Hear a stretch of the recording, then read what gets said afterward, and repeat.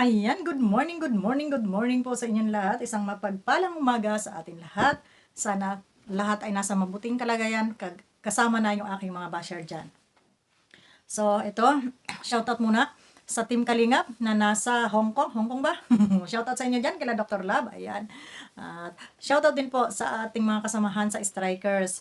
Ayan, at ito nga, kaaga-aga, no? Kaaga-aga ng ating morning ay morning nga. Dibaga, at lobat ba ako?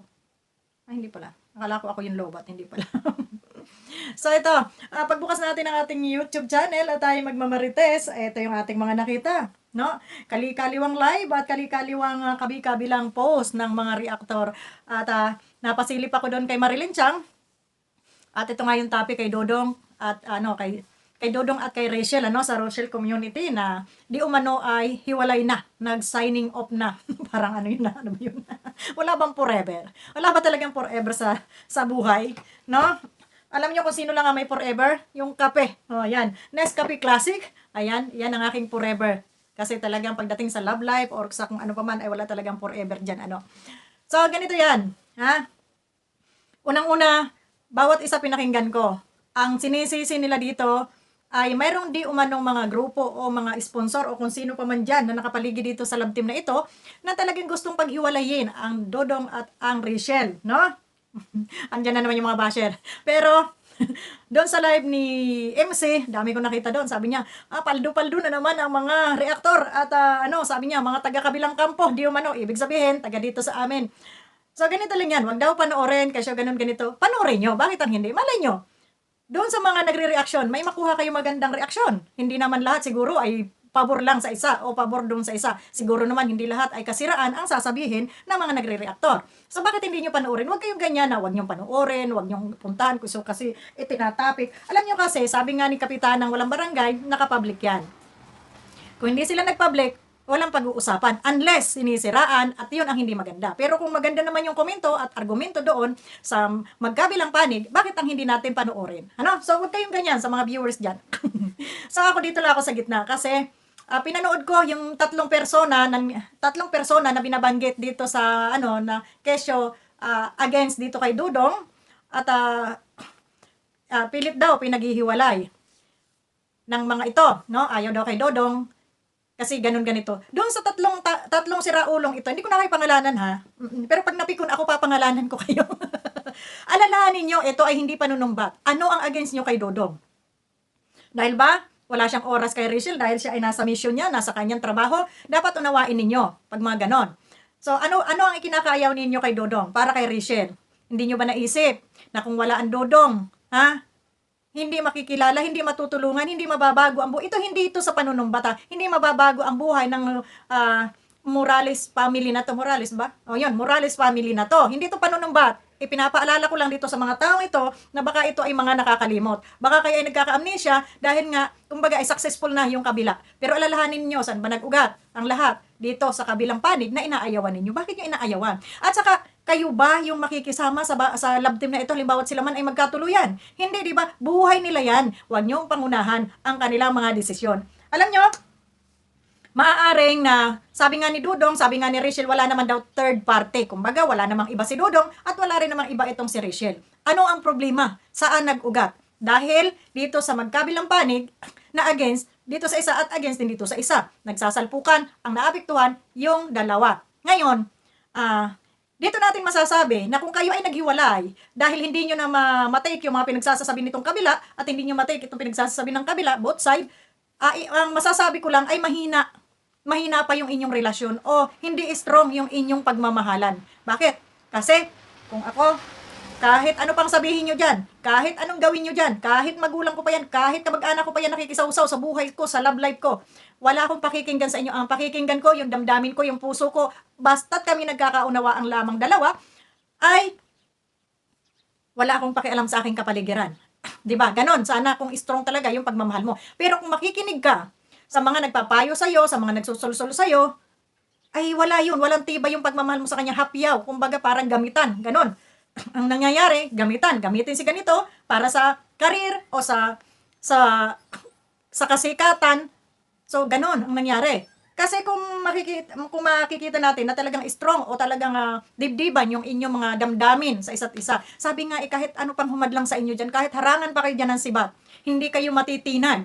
Pero sabi nga, kusa na kayong sumuko, both side, sumuko kayo both side, ayan at may post si Dodong, at itong si Rachel ay may post din naman. So, ibig sabihin, ay hindi strong yung inyong pagmamahalan. Kaya nagsasabi dyan na, alam ko, kitang-kita ko, na kung gaano nila kamahal ang isa't isa. Ganon, ganito, hindi ako naniniwala. Naririnig ko ha, hindi ako naniniwala na sila ay hiwalay na. Sila na nga yung nagsabi na sila hiwalay na. Bakit ayaw nyo pang maniwala? Maniwala na lang kayo. Ngayon, ganito lang yung gawin nyo, ha? Ganito na lang. Kasi may narinig ako na kesyo may nag-iiyakan, baka mamaya, mga stroke kayo dyan. Kalma lang, kalma lang. Pahupain nyo muna yung tension, ano? Huwag kayong makisabay sa init ng panahon, sabi nga. Kasi baka mamaya ma-stroke kayo, natege kayo, napagbintangan naman yung mga taong wala namang alam sa inyong mga ka-OA-han, ano? Huwag masyadong OA. Kaya nga sinasabi ko dito sa mga love team, di ba hindi ako masyadong nagre-reaction sa mga love team. Hindi ako nakapokus sa mga love team. Oo, nanonood ako, sumusuporta tayo, pero yung sabihin dibdiban at diyan ko na lang ibuhos yung aking mindset, no, attention na talagang pitpitan na talagang ipaglalaban ko yung love team na yan kasi sila yung magkakatuluyan. Walang ganun. Obserbahan nyo sa inyong mga sarili. Ha? Doon sa mga hiwalay sa asawa, mga broken hearted dyan, may forever ba? Di ba wala? Hindi natin kasi alam yung bukas kung ano yung mangyayari o kagaya niyan, asang-asa kayo na si Dodong at si Ruel ay magkakatuluyan. Tapos ay biglang boom, biglang ganun. Pero hindi pala naman bigla yan. At sabi nga nung tiyahin, at pinanood ko rin naman, at pati si Daddy Donut, at sabi nga ni Daddy Donut dito, ay kung wala daw problema, kung wala daw something, kumbaga parang kung walang something, dapat nagsalita daw si Ruel. Siguro, kaya hindi nagsasalita si Ruel, por respeto na ayaw niyang masaktan, ayaw niya sa publiko, ayaw niyang mapag-usapan yung kanilang relasyon. Ang problema, post ng post itong si Rachel, di ba? Para ipaalam na sila ay wala na, kung hindi siya magsasalita, sino yung magsasalita. Bakit kailangan pa nga, kung sa bagay, tama rin naman para sa akin, tama rin na yung siya na yung nagsabi kung talagang ayaw na niya at ramdam niya na hindi na sila magkakabalikan. Kung hindi na sana, maaayos. Ang problema baka mga sa susunod, maayos pa nila, di ba? Malay natin kung nagpahinga lang sila. Yun dapat yung ginawa nila. Nagpahinga muna sila ng mga ilang buwan. No? Tapos pag ma-realize nila na na-miss pala nila yung isa't isa, mapag-uusapan nila. Hindi yung nag-announce kagad sila na sila ay wala na. Tapos mamukat-mukat natin, nagbalikan, ay anong tawag doon? Para lang tayo nitong inuuto. No? So, dapat, ang akin dito, nagpahinga lang muna sila, call off lang muna, dyan ka lang, dito lang ako, magpo-focus ako sa pag-aral, focus ka sa trabaho mo, dyan titingnan natin kung hanggang saan yung ating relasyon, kung gaano ba katibay. Wala kayong pakikinggan, kahit sino, anong bla bla bla dyan sa magkabilang panig, kasi, strong yung inyong damdamin, no? So, dapat ganun. Hindi yung nag-announce ka na, tapos syempre, sasagot din yung lalaki, nag-announce din siya na talagang wala na. Paano kung banda-banda roon, na-realize ninyo na sa inyong pagmumuni-muni habang kayo umiinom ng kape na kayo pala ay nagmamahalan talaga, di ba? Tapos nag-usap muli kayo, nagkabalikan. O ano sasabihin nyo na naman sa mga tao? Ay, sorry po, nagbalikan na po kami. Di ba? Dapat ganun lang muna, hindi na muna nag-announce. Hindi naman sa niluloko nyo yung mga tao. Nasa kanila na yon. Pwede naman kayong paliwanag na, focus lang po muna ako sa aking pag-aaral. Yung love life po, andyan lang yan, andyan lang kami, nagkakaunawaan naman kami, nagkakaintindihan. At saka doon naman sa mga tao, no?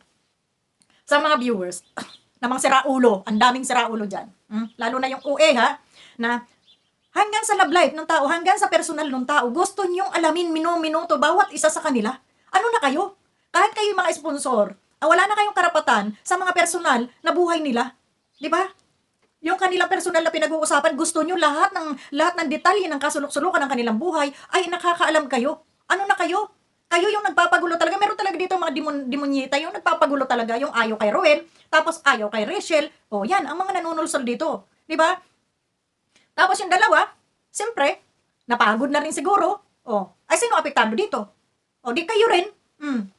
Di ba? Hindi nyo man lang iniisip yung effort dyan ni Dodong. Yung effort dyan ni Rachel na sa kanilang mga oras na nagugol, naubos sa kanilang mga sweet nothings dyan na pinapanood ninyo. Ang problema kasi dito sa mga taong to, no, gusto nila lahat ng kahibla-hiblaang detalye ng buhay ng bawat isa ay sasabihin sa kanila. Uuriratin nila, kumusta na kayo ni Dodong? Nag-uusap pa ba kayo? Hiwalayan mo na yung si Dodong kasi wala na yung time sa'yo. Diyos mio, Marimar. Kaya, ang resulta, rumble. So yan, sana may matutunan yung iba dito, no? Sana may matutunan kayo sa paninira ninyo. Sa love team na to. Na sinong nagsasaper dito? Yung dalawa. Sa tingin nyo, si Dodong wala nang damdamin dito. Meron damdamin niya kasi may pinagsamahan sila. Sino mas apektado dito? Si Rachel. Di ba? Kasi kahit papaano, kung meron naman siyang iba, masakit pa rin yun. Kasi nakikita mo yung mga lambingan nila dyan sa social media. Hindi, sino bang hindi masasaktan yan? Oh, mga naka-post diyan tapos ngayon biglang wala na kayo. Okay lang kung maka-move on na at kumbaga maging magkaibigan na lang sila. Okay na lang 'yon. Mapagkukwentuhan nila parang joke na lang 'yon kanilang ano diyan pagdating ng panahon, 'di ba? Mm. Kaya lang sa ngayon mainit pa talaga. Mainit ang usapin at ito nga may mga umiiyak. May nagdadalamhati. Ang uuwi niyo para kayo namatayan. Diyos ko, mabuhay pa yung mga yan. Huwag niyong iyakan. Ha? Baka may mas magandang bukas ang naghihintay bawat isa sa kanila. Ipagdasal na lang natin. Nag-umunlad yung kanilang mga karir sa buhay. Maging successful sila parehas. Hindi mag-iniyak-iyak dyan. Ang aarte nyo. Mga buwisit na to. So yan lang. Bye-bye sa inyo lahat. At kita-kita tayo sa ating next video. Bye-bye!